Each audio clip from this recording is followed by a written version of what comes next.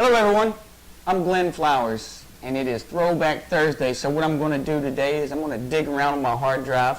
I found a video from a long time ago, back when I was still rocking the old silver Dodge. I had my old cobia center console boat. There wasn't much to it, didn't have much rod holders. My rod and reels, they were all strode out and scattered, but hey, they get the job done. On this trip I was channel catfishing using cut mullet, Perdido River, a very dark river. But what ended up happening was I had a small zebco, you know, the same kind that caught the world record flathead, 123 pounds, the Florida state record flathead of 63 pounds, and I ended up hooking a catfish on Perdido River. Let's just take a look and I'll show you. Come on.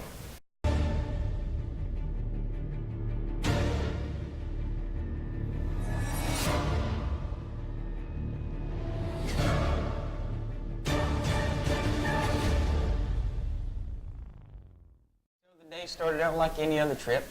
You know, I've got my old Dodge Ram. Take a look at that old truck. Got the old angler boat. I can say to guys, the boat's come a long ways, but back in the day I used to fish with this boat all the time. It was a great boat. The rod and reels and the tackle was a little bit different. On this trip I'm just using an assorted mix of spinning reels and small tackle. Great thing about Perdido River up here is you never know what you're going to catch. This river is so diverse. Saltwater fish run up the river. As you can see, the first fish of the day was a small redfish.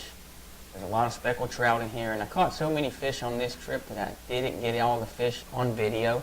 But that's okay because there was so many fish to catch. Just one channel cat after another. Channel cat fishing on this river is just spectacular.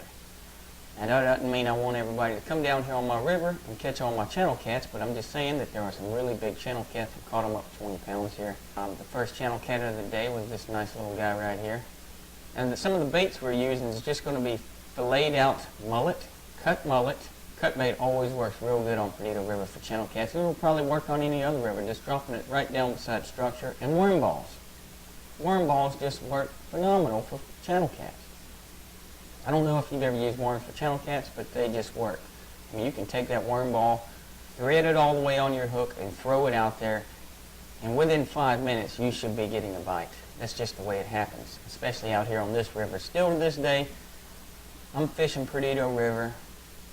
I've got some new tackle and some new rods over here that I'm ready to go on Perdido River. Right now it's January. The rivers are up a little bit right now, but when they go back down, I'll be out there. Actually on a three-way rig. Keeps the bait up off the bottom, suspended a little bit. Another channel cat in the box. The river's just full of channel cat. You can see back there my custom rod rack, PVC. They don't make them like that anymore, do they? No, everybody's going to the real rod holders these days.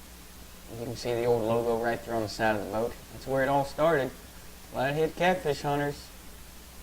Fishing Perdido River, catching channel cats. That channel cat right here, this guy was deformed. His tail was all twisted. And when you're fishing Perdido River, you can look forward to even catching. But you can see this is just a day of just non-stop channel cat action. This is where it hit. I took a piece of mullet, threw the whole mullet out there, and I mean a fish hit this zebco with just blazing forth, peeling out drag, and I'm just sitting here battling this fish. I'm talking to the camera. The camera was in a waterproof box, so you couldn't hardly hear anything, but the drag is just peeling off of this little zebco. It only had 6-pound line on it, but it held a pretty good bit of line. But this fish is just dominating me. I mean, he's pulling all the line out, he's pulling all the drag out. There's not really much I can do to this fish. I'm just holding on, just holding him in there, just sitting there holding back, thinking to myself, I need to be chasing this fish. I need to get to that steering wheel, turn that boat on, and be running this fish down. This is a big, giant catfish. And if I had to guess to this day, I would say it was a big flathead that came along. There he goes, making a big run. I'd say it was a big flathead that came along and took that piece of cut bait. Boom! Spooled. That's your zebco right there for you guys. That's what happens. Spooled. That quick. It's over. So I'm freaking out. What do I do? What do I do? Now I see the line floating back there on the surface. I can see it. It's still on top of the water. So I'm looking at this line thinking, clear the rods. Get the rods in. Let's get the rods in. Quickly, quickly, quickly. Faster, faster, faster. Get the rods in. Get them all in. Get them all in. Untie the boat. Untie it. Throw the lines. Throw the lines. Get that freaking boat in gear, turn it on, and run it down. Now what I'm doing, I'm running the line down. I can see the line on the surface. It's back there just floating on the top, floating on top of the water. So what I do is I back down on it. I can see the line, it's still there. Reach down, grab the line, and the fish is still there. Picking up the slack, and there he is. Big fish. I can feel the fish pulling against me. When I pull, he pulls back. Run the line in my hand. This is getting dangerous now, guys. We've got a big fish on monofilament, but it's not going to last. The fish, he eventually finds a stump to get under, and you know, just trying to manhandle a fish of this size on 6-pound line, it's just not going to work out in your best interest.